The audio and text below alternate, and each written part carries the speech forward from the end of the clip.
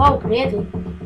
Am ajuns și noi la suma de 8-9 abonați.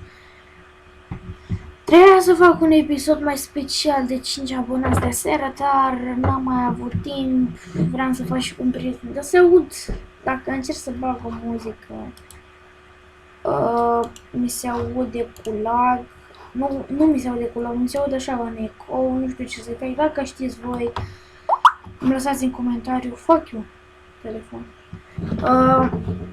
Bă, băieți, nu știu ce să vă mai prezint așa. O să facem o serie cu Metin 2 over serverul lui Sautefac, se pare.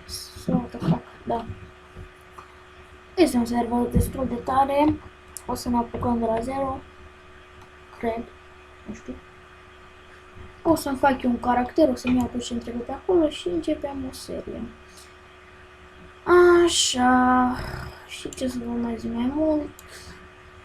Nu prea am ce să fac acum, pentru că nu mai e nimeni pe Skype și acum asta nu cred că răspundem. Se poate că da. Poate răspunde.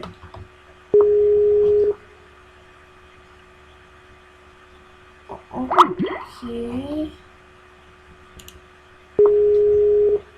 Ok. What the fuck a festare. Mihai! Ce faci, bă? Uite bine, jucam cu băjatul ăsta, ce este tu?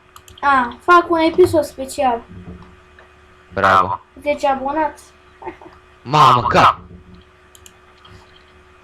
Da, bă, voi să nu uitați să dați un like. Mambo. Un subscribe. Cap. Mai spune și tu ceva, Boxy, știu că o să se aude cu eco când vorbește el, dar în fine. N-are nimic. O bat pe aici, pe PC-ul. La PC-ul.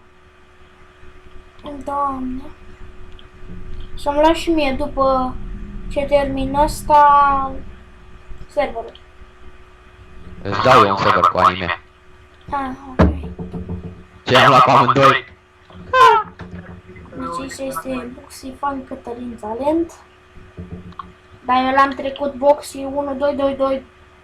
Cam așa. La acesta. Bă, stai că începui să joc bine cu P90. Da, arma nobilor. Arma lui tactul, bă, că nu e bună arma. Nu mă, nu, dar așa zicea David Pascu. Care e David, mă? Pascu. Pascu? Da, că e arma nobilor. Serios? Și care arma nobilor îi se pare lui că e mai rea decât asta? Nu știu. Și că Păi. aia cu lunetă automată, SSG-ul parcă. Nu știu. Da. Bă, băieți, cam atât a fost și cu acest video. Info. Dați like, subscribe, share, comment. Alright, tati, și o să vă las și canalul lui în descriere. Să vă abonați și la mine. Da. Deci, cum am spus, facem o serie pe OG2. De fapt, nu, e OG1. Permitem de OG1. Bă, dar nu-i drept, s-a plecat să l-am omoară. Dacă e... Hai că revenim, eu imediat îți dau. Salut! Hai că cred că o să te pleca. Pa, pa!